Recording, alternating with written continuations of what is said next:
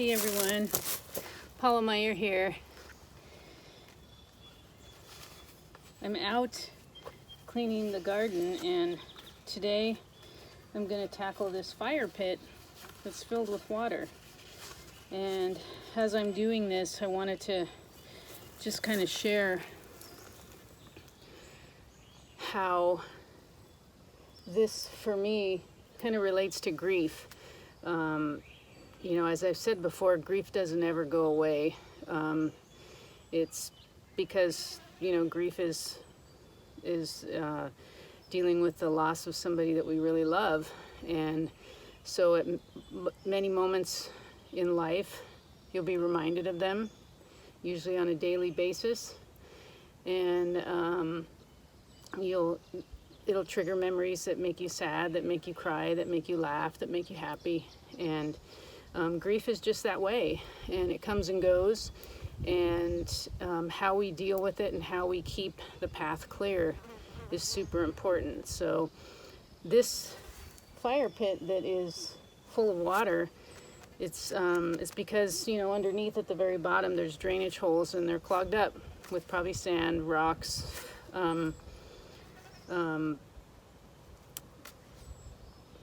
plants, weeds, whatever. And I find it kind of interesting that it's surrounded by these other taller weeds, almost like those are walls that are going up to protect the vessel itself that's clogged up. So I'm going to pull the walls away, the weed walls away, and then we'll drain the water and figure out what it is that's clogging it up. So a lot of times, like with grief, what can make grief harder is feelings of sadness or anger or fear that we let fester inside of our bodies. We don't effectively deal with them in a way that allows them to be felt, to be understood as best we can understand them, and to move through them.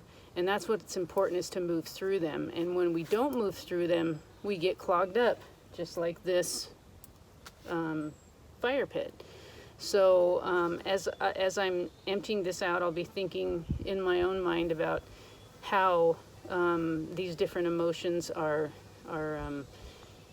holding me back when I'm trying to move forward. So anyway, here we go.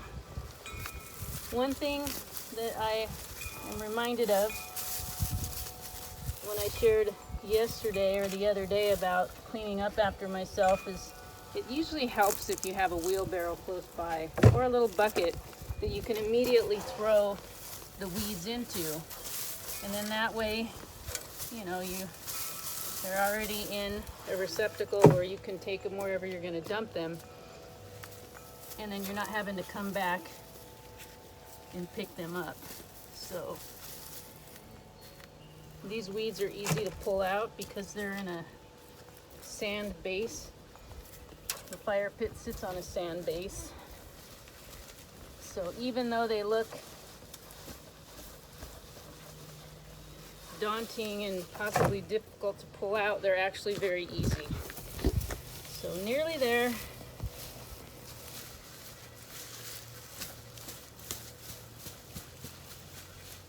All right. Got that main wall out of the way.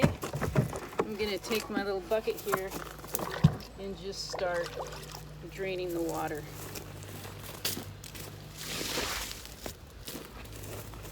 This is also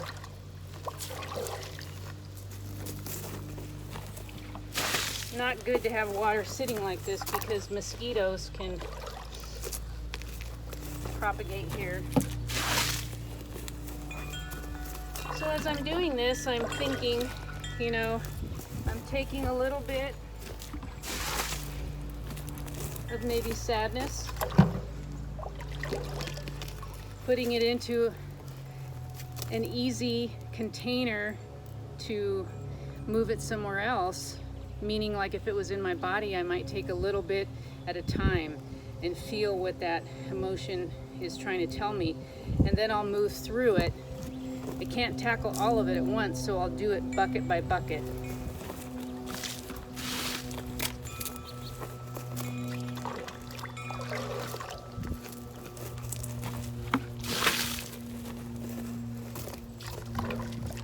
writing a book about my travel experiences after losing Gary, and yesterday I was going through his journals and letters and came across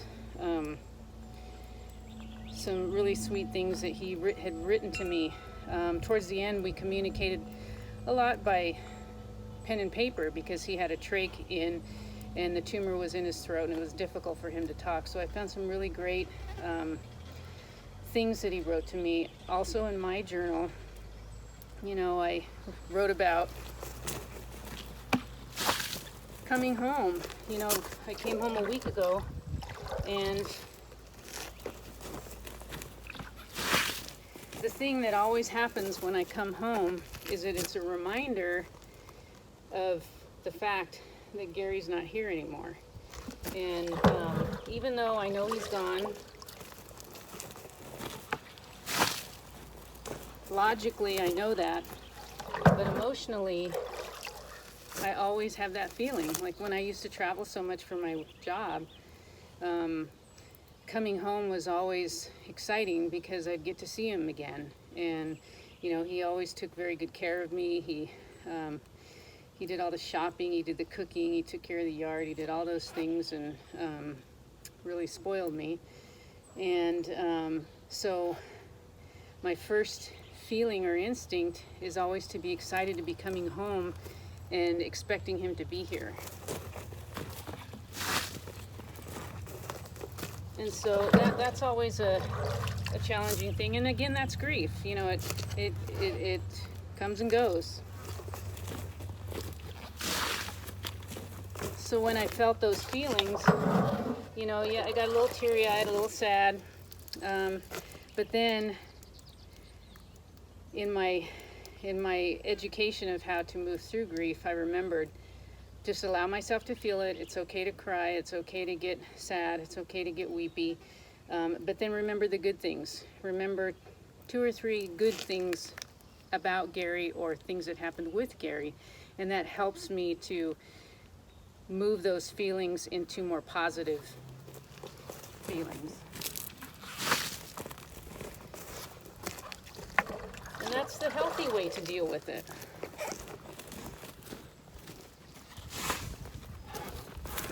And this works for any type of grief. It doesn't have to be with the death of someone you love. It could be, you know, leaving a job or moving away from a city that you're used to. You know, any change in your usual environment is always an opportunity for grief to creep in.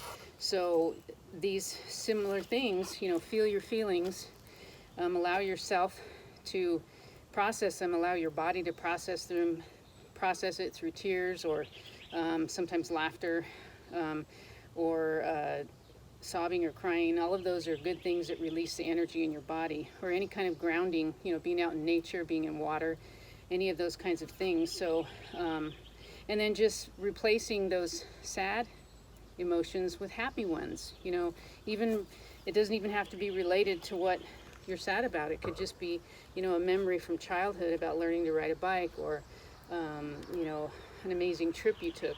Those feelings can help you move past sad feelings. So this process works for any type of grief.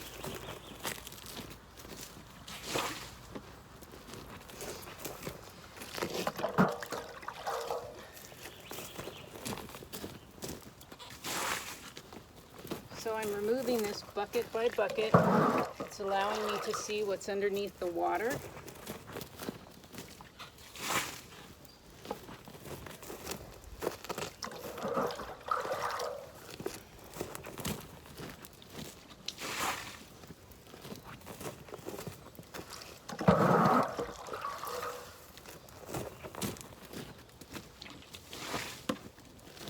I'm getting closer here to seeing what's clogging it up.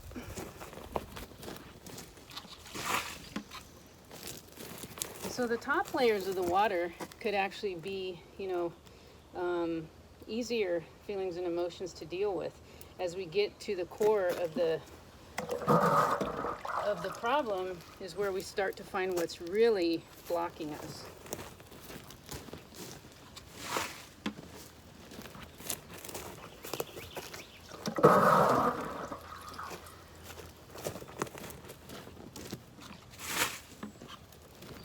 And a lot of times what that boils down to for a lot of people is those really base emotions are really about the need to feel loved, or the need to be heard, or needing freedom. And so all of the other emotions can sometimes cover up the true fear that's holding you back.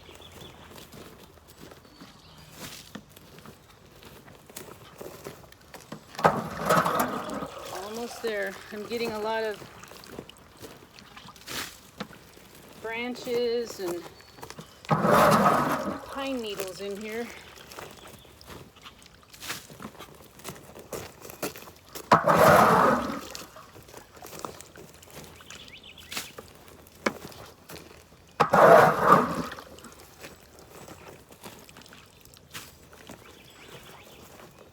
Alright, let's see what we got. There's actually even bugs swimming around in here.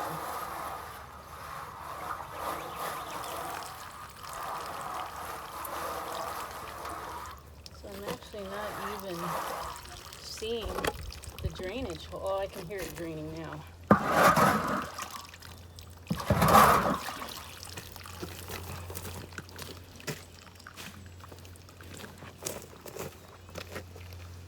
So underneath it's starting to drain,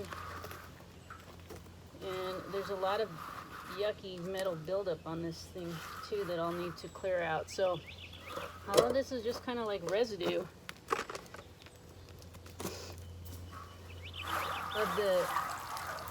of the gunky things that are blocking this up. So more work to do on this, but at least we've got we've got it unplugged from what was keeping the water in it. And like I said, like our grief, we're getting it unplugged, allowing our body to process the emotions and move through it so that we can move forward and be more productive and happy. So anyway, I hope that was helpful. I'm going to keep working here. I've got lots of other stuff to do. And I appreciate your time and wish you a blessed day. Bye-bye.